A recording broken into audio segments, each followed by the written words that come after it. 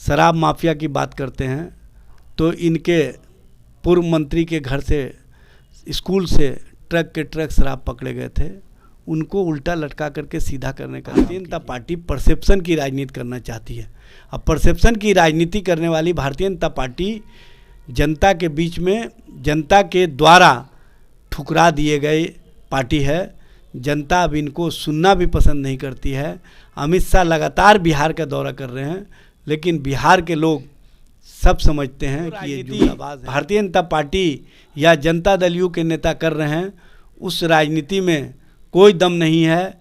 सब देश के लोग जानते हैं कि इनका एक ऐसा वॉशिंग मशीन है जिसमें बड़े से बड़े घोटालेबाज जब उस वॉशिंग मशीन में जाते हैं तो भ्रष्टाचारी, सदाचारी और शिष्टाचारी हो जाते हैं। जिस अजीत पवार के संबंध में प्रधानमंत्री ने कहा था देश का सबसे भ्रष्टाचारी 72,000 करोड़ का घोटाले का आरोपी, उसी अजीत पवार को 4 दिन बाद आपने डिप्टी सीएम महाराष्ट्र बनाया। कौन सा आदर्श प्रस्तुत कर रहे हैं भारतीय जनता पार्टी के नेता?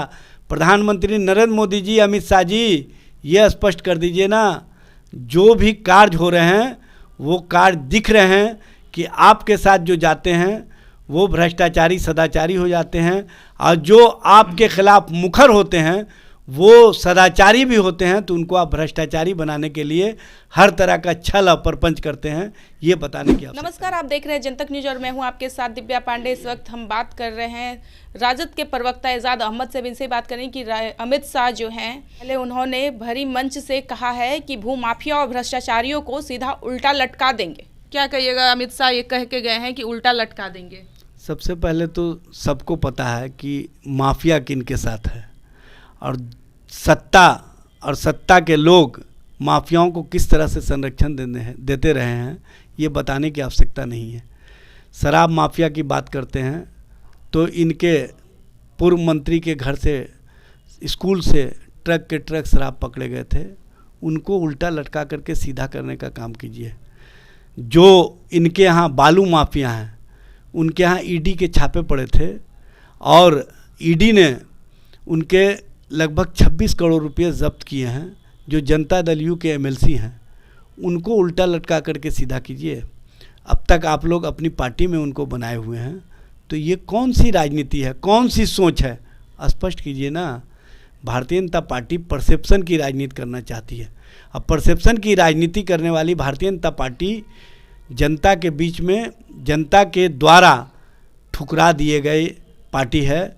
जनता अब इनको सुनना भी पसंद नहीं करती है। अमित शाह लगातार बिहार का दौरा कर रहे हैं, लेकिन बिहार के लोग सब समझते हैं कि ये जुमलाबाज हैं, जुमलाबाजी करेंगे।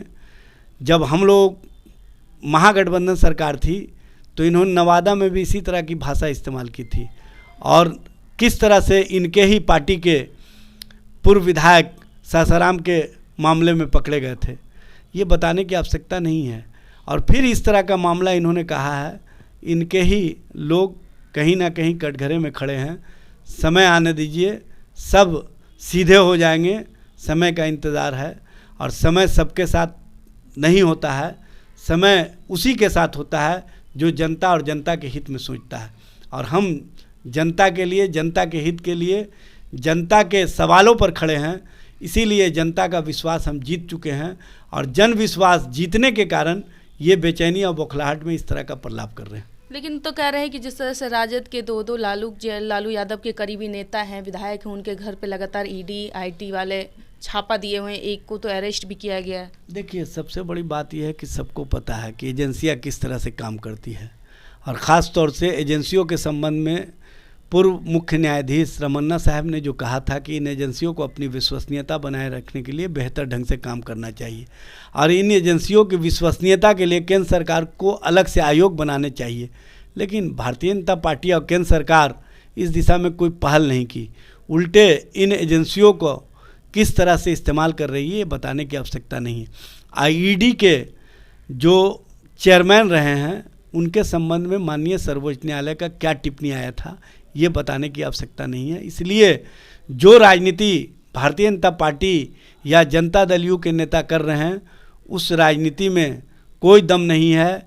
सब देश के लोग जानते हैं कि इनका एक ऐसा वॉशिंग मशीन है जिसमें बड़े से बड़े घोटालेबाज जब उस वॉशिंग मशीन में जाते हैं तो भ्रष्टाचारी, सदाचारी और शिष्टाचारी हो जाते हैं।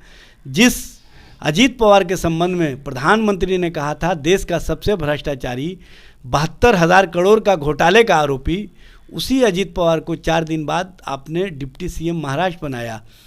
जिस अशोक चौहान के संबंध में कहा था कि घोटाले में भी आदर्श होते हैं, उसी आदर्शवादी अशोक चौहान को आपने भारतीय जनता पार्टी में मिला करके राज्यसभा भेजने का काम किया।